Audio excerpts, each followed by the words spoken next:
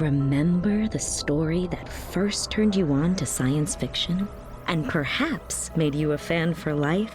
What Judy-Lynn liked about science fiction was what draws anybody to science fiction, an insatiable curiosity about the world. Science fiction should be fun. It should offer some of that sense of wonder and achievement. Judy-Lynn del Rey is one of the unsung heroes of modern fantasy publishing. She was both a genius at marketing and also had a really fine, keen editorial eye. All of the biggest authors of the day were happy to work with her because she was so good. 1 in 4 American adults have a disability, and I'm one of them. I'm Lachi. I'm a recording artist and disability culture advocate, and I'm here to introduce you to Disabled Renegades. I face each day as a renegade. Our subject today is Judy-Lynn del Rey, a woman with dwarfism who revolutionized the world of sci-fi editing. Between 1977 and 1990, Del Rey Books was so dominant on the science fiction fantasy market that they had 65 different titles reach a bestseller list. That is more than every other publisher in this country combined. We're here at the Philip K. Dick Awards, held annually to celebrate amazing science fiction books. One of her more notable collaborations, the ripples of her legacy live on through events like these. A master craftsman, Del Rey showed me how to create a character. An incredibly intelligent, quick-witted woman burning constantly with a bright radioactive glow. She gave Isaac Asimov, one of her very close personal friends, the idea for one of his most famous short stories, The Bicentennial Man, which is about a robot that buys his freedom. She ended up publishing it in the 1970s, and Bicentennial Man ends up becoming a Hugo and Nebula Award winner, one of Isaac Asimov's best-known stories. Editors are an interesting bunch. They are the invisible people in the publishing process from the reader's point of view. You got books on the shelves, what I would look for is authors' names. I wouldn't even pay attention to publishers, let alone editors. Del Rey was a cosmic architect, shaping stories by providing critical feedback on language, plot, and characters for her authors. Judy-Lynn del Rey was born in New York City in 1943, when the literary world thought of sci-fi and fantasy as niche genres. She got a job working at Galaxy Science Fiction, which was in the 60s one of the premier science fiction magazines in the country. She quickly rose through the ranks to become a managing editor. But it was when she started her work at the sci-fi fantasy powerhouse Ballantine Books that her talents shined. She became vice president of Ballantine Books at the age of 35. And she was basically responsible for the shape and tenure of modern fantasy publishing. Judy-Lynn del Rey gave me my start as a published author. My first 3 novels, The Chronicles of Thomas Covenant, she convinced them to publish them all on the same day. This trilogy from an absolutely unknown writer, entirely unprecedented. From then on, my career skyrocketed. You mentioned that Judy-Lynn del Rey was a mastermind marketer. For a book, the cover is its main marketing piece. Judy-Lynn had the absolute touch for matching beautiful artwork that also got across what this kind of book is. Somebody brought her this idea of a book based on this movie that was going to come out by George Lucas called Star Wars. She could tell that this was going to be big. As soon as she saw this artwork, she ran immediately into the main office where Ron Bush, who was the president of Ballantine at the time, and she says, Ron, we are going to make millions. That novelization of Star Wars sold 4.5 million copies in less than 5 months. It was pretty amazing for our publishing program, and it enabled us to keep publishing Star Wars tie-ins for a long time. In 1977, she got her own imprint, Del Rey Books.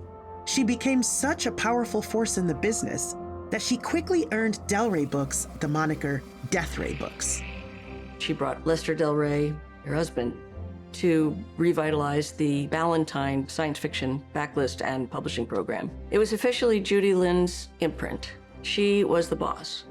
A lot of science fiction has not been the kind that will capture the imagination of the 12 to 15-year-old. If we want to grab these young people and make them devoted readers, we have to give them something that is fun to read. Can you tell me how you're connected to Judy-Lynn del Rey? As a young reader in the 70s and early 80s, she was science fiction. You could put your hand on a Del Rey book and know it was going to be good. It is the ultimate, it is the holy grail of branding. She had published the first #1 New York Times bestseller that was in science fiction, The White Dragon by Anne McCaffrey. So the first New York Times bestseller was made by a woman publisher. Yep.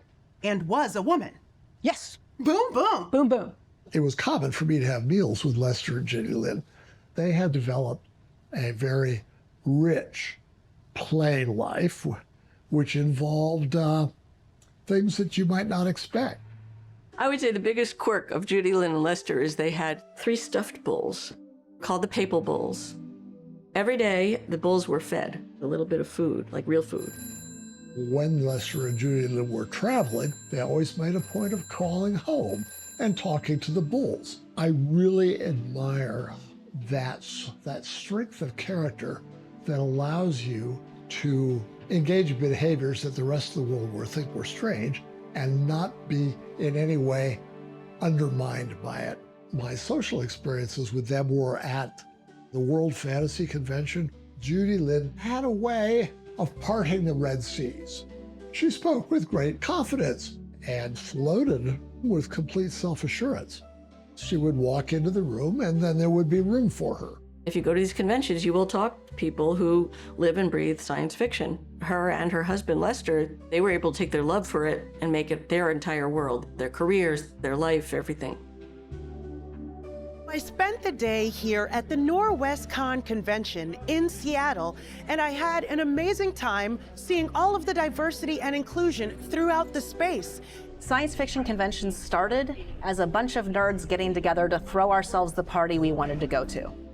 It is the most inclusive community I've ever seen in my life. I turned my wheelchair into the cyber throne and went out, got to compete in the Western Championships of Cosplay in 2019.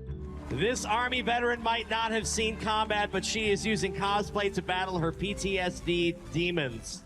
Ladies and gentlemen, Namaste Cosplay. These are the spaces where we're comfortable. We're around our own people. I never saw any hint that people of varying abilities at these conventions were treated any differently or thought of any differently. If you think about it, nobody thought of the hobbits as disabled. They were just different.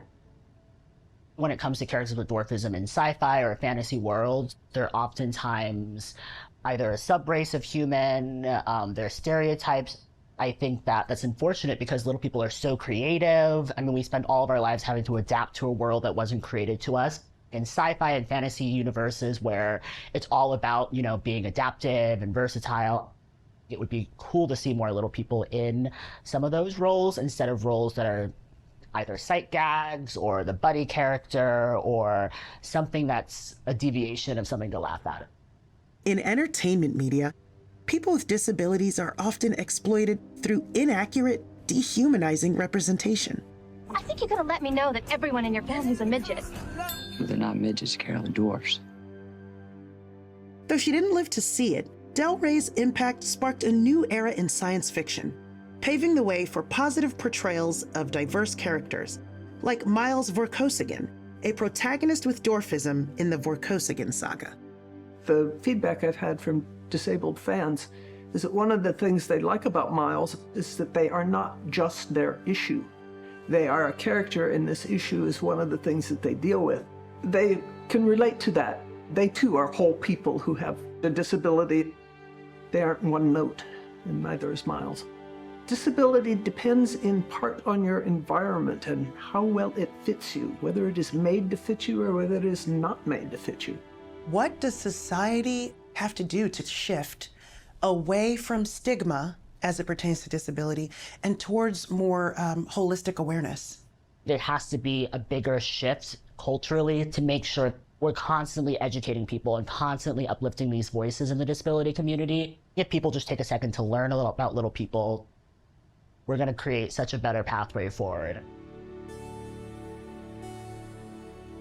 To this day, Del Rey's legacy is enshrined at Del Rey Books and beyond, as it shapes the landscape of sci-fi and fantasy publishing across the industry. The stories she helped publish created communities where someone's disability, race, sexuality, gender, all of these can be points of celebration. These stories offer hope for possible worlds and dare us to imagine. Judy-Lynn made it happen for all of us, that we could be mainstream bestsellers, that we weren't niche, that we were available to a larger audience. And I think that's had downstream effects for all of popular culture. Many of the best-selling movies are, I think 8 out of 10 are science fiction.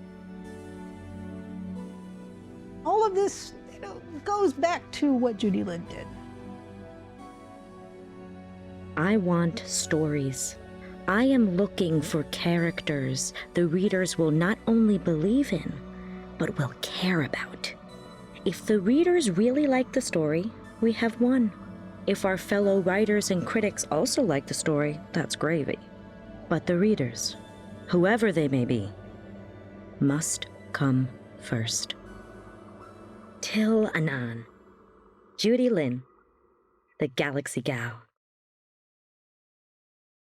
How do you go beyond just designing for a wheelchair or making fashion for a wheelchair and actually celebrating the wheelchair in your design?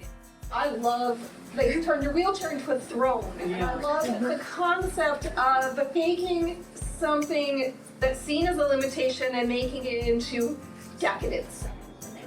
Have you ladies heard of Judy-Lynn del Rey? Yeah, I've been reading Del Rey books since I was a teenager. I grew up reading science fiction. I just love it. Ditto me. I live my